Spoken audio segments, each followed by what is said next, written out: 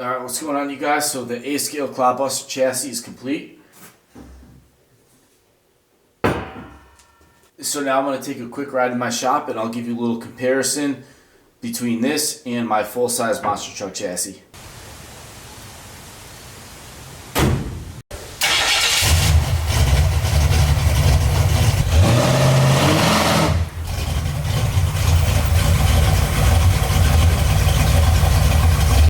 So right there, you can see with the A-scale chassis sitting on top of the full-size, if you look closely at all the bars, they match exactly.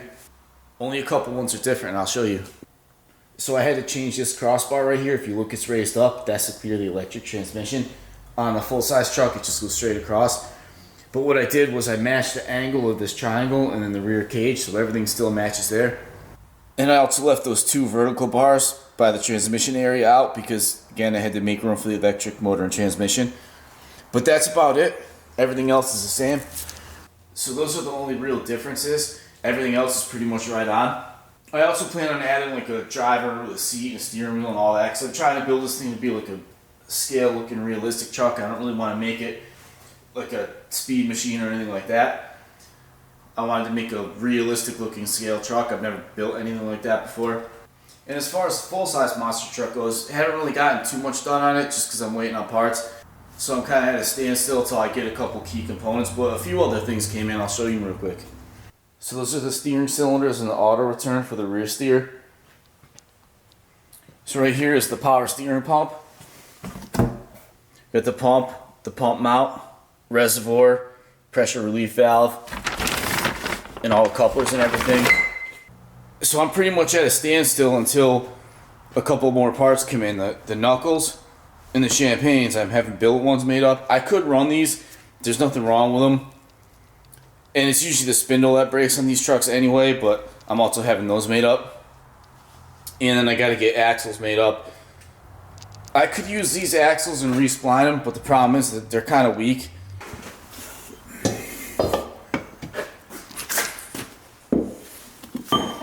And they also use this part right here. This is called the Rosetta, and the axle shaft slides into that, and that's where you get your steering from.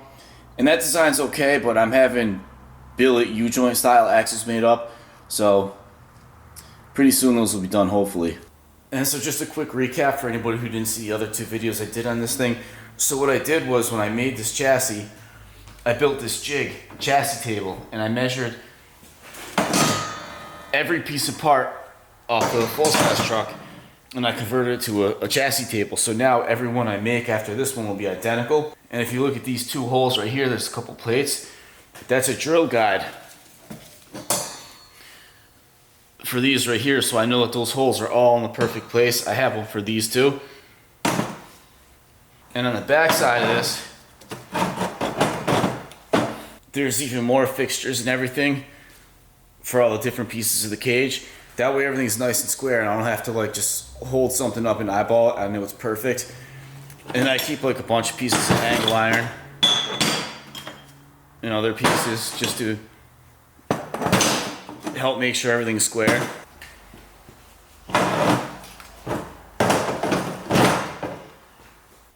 The only thing I really didn't drill in a jig are these holes right here. Those are for a wheelie bar mount. But I took my time, I really measured those carefully, make sure they were exact. I still got a couple welds to finish up. My welder ran out of gas, so I gotta wait a couple days, go get some more from the welding store. Alright, so you can see it's an exact A-scale replica of a full-size monster truck chassis. Down to every little detail and bend and piece and part. I spent hours and hours and hours replicating that truck. I measured every part and every degree of every bend. And I made a jig and replicated it in an A-scale so that way I can make more and they're all exactly the same. And it's real important, if you're going to do a project like this, you must make a chassis table. You got to make a jig. That way when you look down the side and you compare every piece and every part, on the side of the chassis everything's nice and flat and all these pieces are symmetrical. Nothing's like crooked. You don't want to just eyeball it. It's got to be perfect. Just like a real clodbuster. So now I'll get this thing up on jack stands and I'll show you the rest of the components I have for it. So for wheels and tires, I'm going with the Imex Jumbo Kongs. So these are pretty much the perfect size. Full-size monster truck is a 66-inch tall tire, 43 inches wide. In A scale, that will be about 8.25 inch tall. And these are just under 8.5, but they got a really tall tread, like a really deep lug, so that's about perfect. Only thing is the wheel. I'll probably have to make my own wheels because these are a 14mm hex. I'm going to be using a 19, so I'm going to make my own out of aluminum. That's going to take a minute because I got a new mill in the works. I'm looking at a 5-axis mill, a Haas VF2 SS. And I think right now what's going on is definitely buyer's market. So as soon as I get that, I'm going to whip up a set of wheels. So these are Imex Jumbo Kongs. So they were around for a while. I think they went on a business, or I don't know if they went on a business or they just discontinued these. But they're back now. You can buy these new. I got these off eBay and I got a really good deal on them. The seller was awesome. And for the suspension joints, this is what I'll be using. These are QA1 rod ends. QA1 actually makes little tiny Heim joints. And they're just like the full-size monster truck ones I use. So you see the difference. This uses a 1-inch bolt, and this is uses a number 10 bolt. This is a 1032 rod end. And when it comes to these rod ends, there's only 2 companies that I ever use, is QA1 or FK. FK being my first choice, QA1 being the second, a close second, but still second. So for axles, this is an axle from a Super Rock Ray or a Super Baja Ray, Losi. They're both identical, but the problem is these are a little bit too wide. So what I'm going to do is, if you see, I got this one taken apart. That's the differential, and there's the center section. So I'm going to make a new one of these, and this is going to stay right inside, and then I'll make my own housing. So that should be a pretty cool project. Right here is the motor and transmission. So I'm going to get this bolted in real quick. I'll show you what it looks like. And this thing pretty much just drops right in.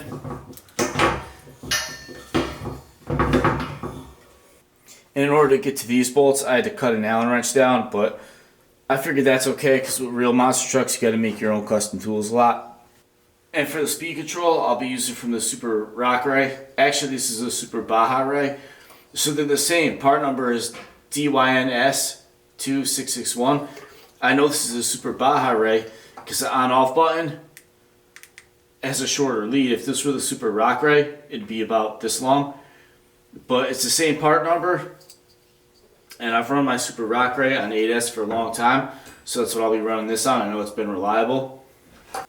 So for batteries, I use these New Wave 8000 mAh 100C. And these things fit perfectly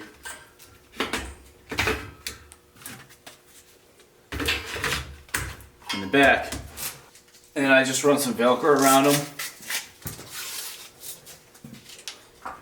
I just put the Velcro through the chassis over the top. It'll hold them nice and secure. I put one strap here, one back here. Shocks, I think I showed you some last video. These are Creighton 8S fifth scale. The rears are 190mm, front's 180, which in my full-size monster truck, I run a 30-inch travel shock in the rear and a 26-inch front. So I mean the difference is close, but they're a little on the shorter side. I'll probably end up making my own anyway, but they'll sit like that at about a 10-degree angle. And now for the body. So originally I thought maybe an X-Max body, because even though this is an A-scale truck,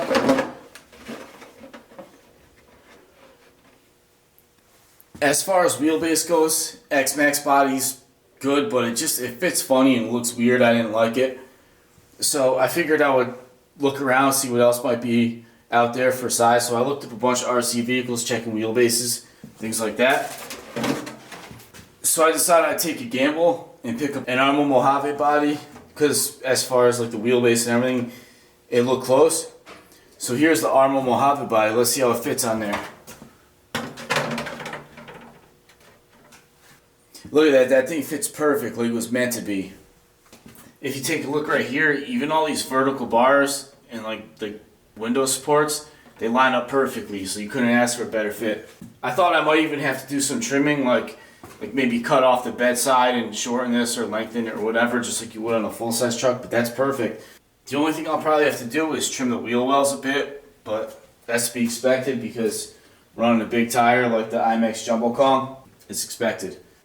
It looks really cool from the front too if you take a look.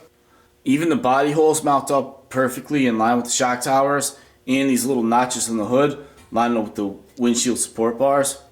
So that's cool. I thought finding a body to fit was going to be a big challenge, but nope. Thanks to Arrma, it's a perfect fit. Arrma's so much better than Traxxas. So that's pretty much what it's going to look like once it's all together. So now all I have left to do is axle housings, suspension links, and drive shafts. And for the drive shafts, I got the Low C Super Rock Right. And all I'll probably have to do is trim this a little bit because it's just a little too long. So I'll take a little off here and a little off here. And these things have been really durable, so I don't think there'll be a problem. So anyway, until next time, take care. Thanks for watching, like, and subscribe.